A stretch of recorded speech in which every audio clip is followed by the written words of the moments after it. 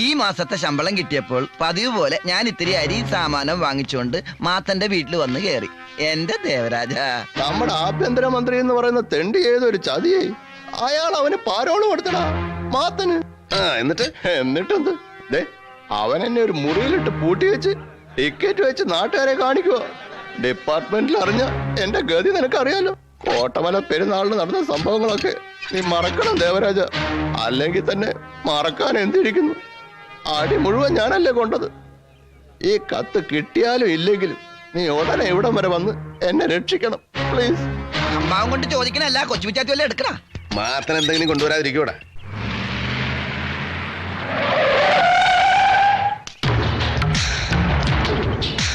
ആളെണ്ണം കൂടുതലാണോ? ഓ, എണ്ണം നോക്കാതെ അടിക്കുന്ന ആളല്ലേ.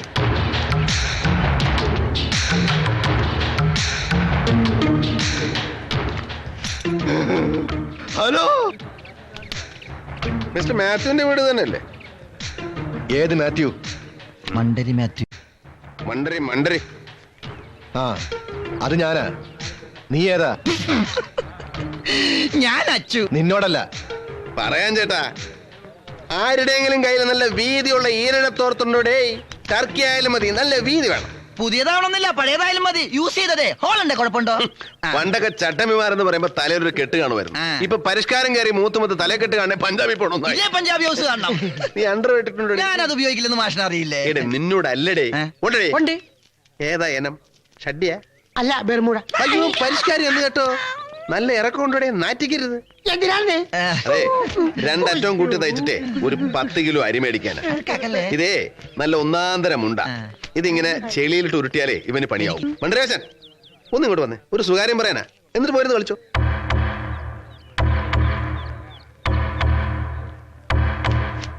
ദേവരാജ കത്തിയെടുക്കുന്നു. വലിഞ്ഞ മക്കളെ, ഇവൻ പെശക. നിനക്ക് ഞാനും എന്റെ പരോളിന്റെ കാലാവധി കഴിഞ്ഞു. ഞാൻ പോവാ. അല്ല, ആശാമട്ട് കുറച്ച് ദിവസമല്ലേ ഉള്ളൂ. പോടാ പന്നി. എങ്ങടാ പോണത്? ഞാൻ പോണില്ലേ? എന്റെ മുണ്ട് എന്റെ മുണ്ടിലാന്ന് കാണായിരുന്നു. അല്ല, ബെർമൂഡിൽ കാണായിരുന്നു പറഞ്ഞു. ബർമുഡ ഇല്ലായിരുന്നെങ്കിൽ കാണായിരുന്നു. അതെ അതെ. കാണാൻ പറ്റിയ ഉരുവം.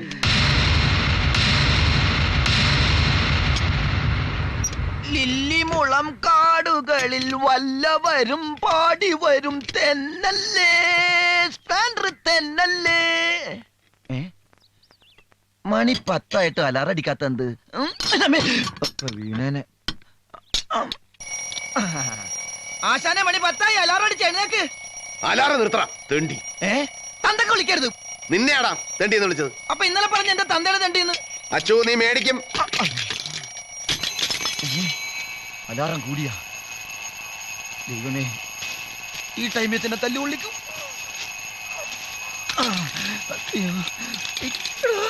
ഇത് നിക്കണൂല്ല, പണ്ടാറാണ് കണ്ടിട്ട്. അയ്യോ,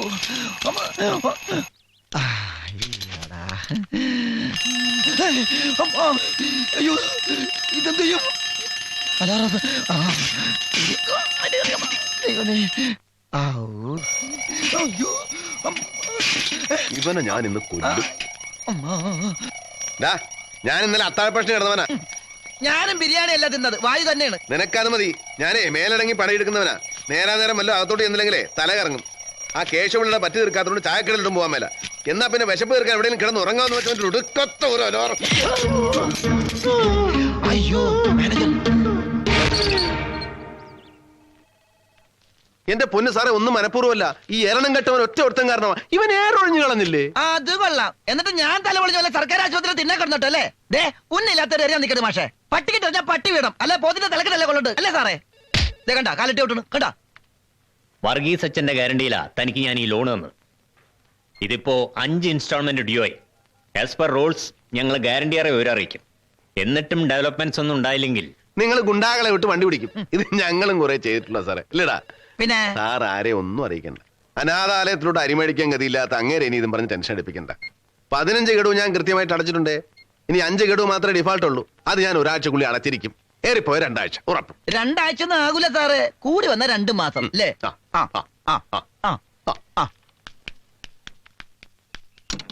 കാശിന് എവിടെ പോകും മാഷേ? വണ്ടി വിറ്റേക്കാം. നീ ആ ബ്രോക്കർമാരോടൊക്കെ ഒന്ന് പറഞ്ഞേക്ക്. മാഷേ, അല്ലാണ്ട് എന്ത് ചെയ്യാനടാ? അടുത്ത ആഴ്ച അപ്പൂന് സ്കൂൾ അടയ്ക്കും. പിന്നെ 2 ആഴ്ച അവൻ എൻ്റെ കൂടെ അല്ലേ? വർഷത്തിൽ 10-12 ദിവസമെങ്കിലും സ്വന്തം കുഞ്ഞിന് അരിമടിക്കാൻ ഉതകാത്ത ഇത് എനിക്ക് വേണ്ട. 2 ആഴ്ച കഴിഞ്ഞാൽ അപ്പു തിരിച്ചു പോകും. പിന്നെ 2 ആഴ്ച കഴിഞ്ഞാൽ അടുത്ത സ്കൂൾ വർഷമായി. ഓണവധിക്ക് അപ്പു പിന്നെയും വരും. അപ്പൊ എന്തെടുത്ത് വിൽക്കും? ഈ അവധിക്കാലം കൂടെ കഴിഞ്ഞാൽ പിന്നെ അപ്പു എന്നെ കാണാൻ വരില്ല. എൻ്റെ മോന് പിന്നെ ഒരിക്കലും എന്നെ കാണാൻ വരാൻ പറ്റില്ല. 2 മാസം കഴിഞ്ഞ ഡൈവോഴ്സ് കേസിന്റെ വിധിയാവും.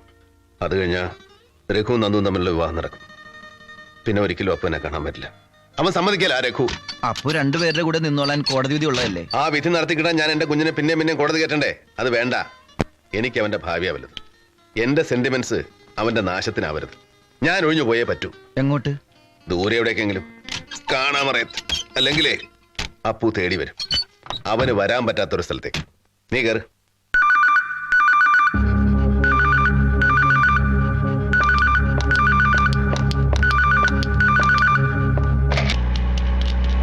Stop stop stop.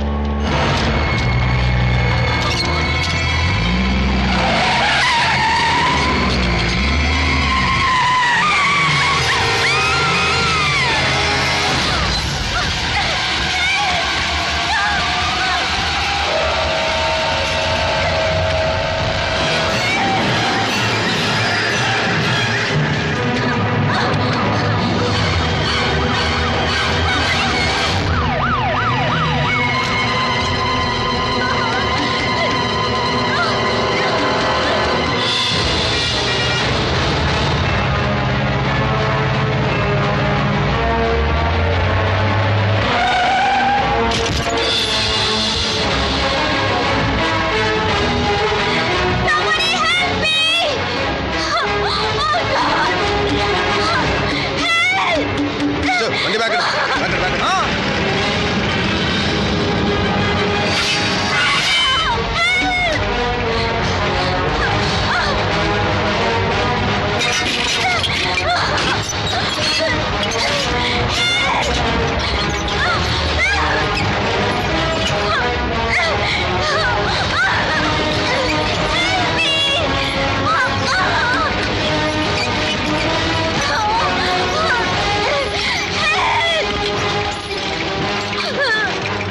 പേടിക്കണ്ട. പിടിച്ചിരുന്നോ?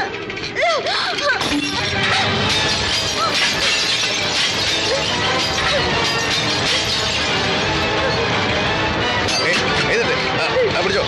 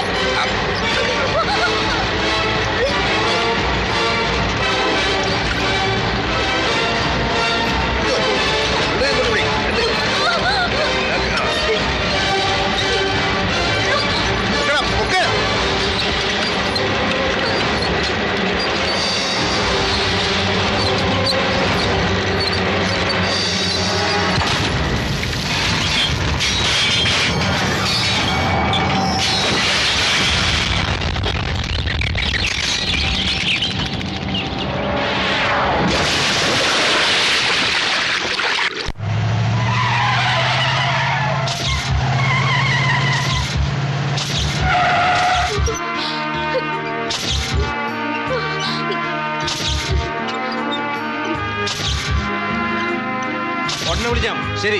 ഓ അതെ. Hello. വാടും.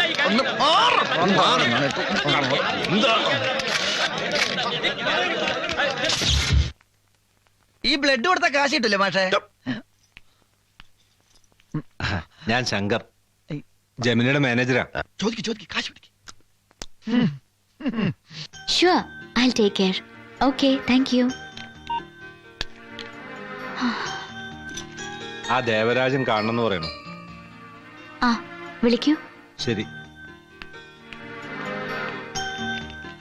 Okay, take rest. Okay, doctor.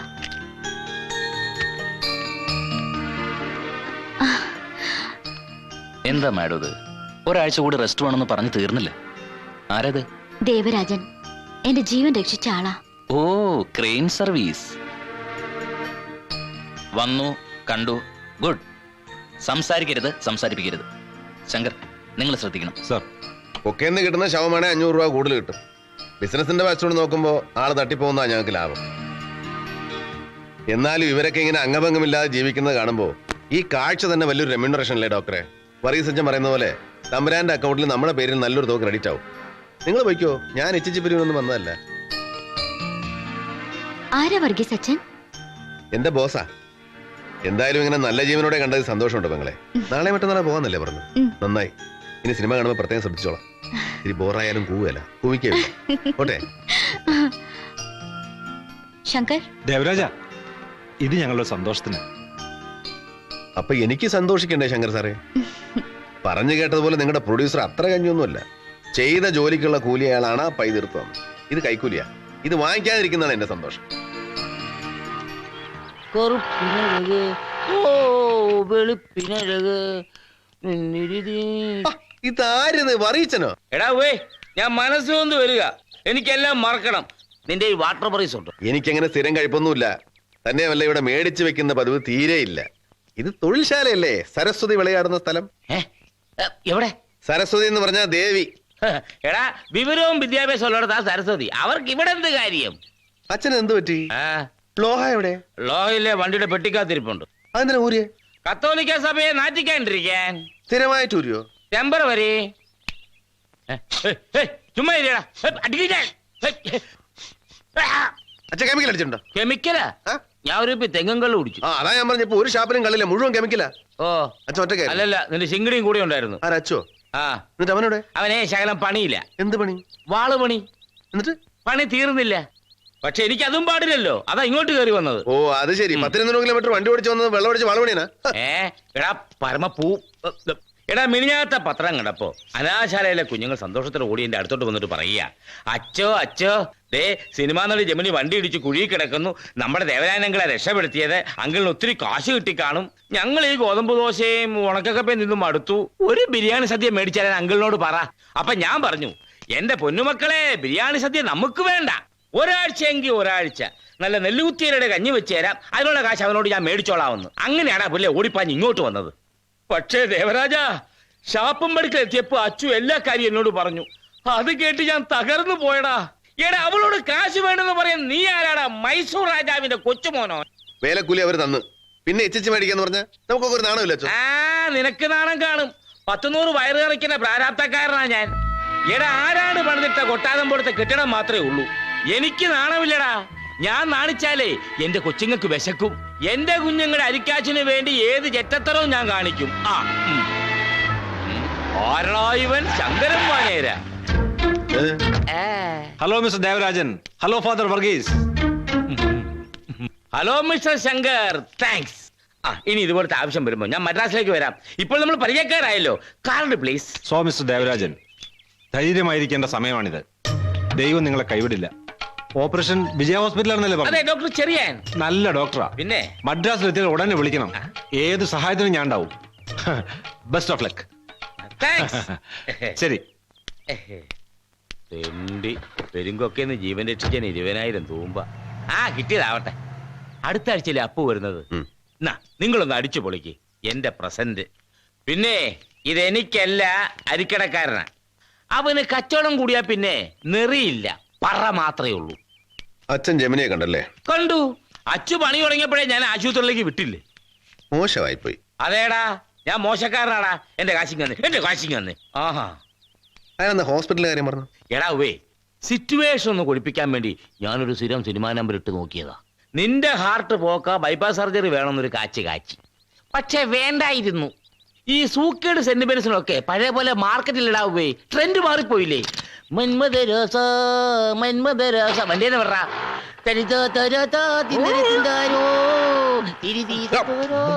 ഞാൻ വേണ്ടാന്ന് പറഞ്ഞത് അച്ഛൻ നിർബന്ധിച്ചിട്ടാ. കൊല്ല്, നെക്കി തന്നെ കൊല്ല്. 20,000 രൂപ പിച്ചനെ നെക്കി തന്നെ കൊല്ല്. അച്ഛൻ അല്ലേലും അങ്ങനെ തന്നെ. സ്നേഹിച്ചാലും നെക്കിക്കൊല്ലും, സ്നേഹിച്ചില്ലേലും നെക്കിക്കൊല്ലും. കളയണ്ട, കാശ് കൊടുത്തു പിടിച്ചതാ.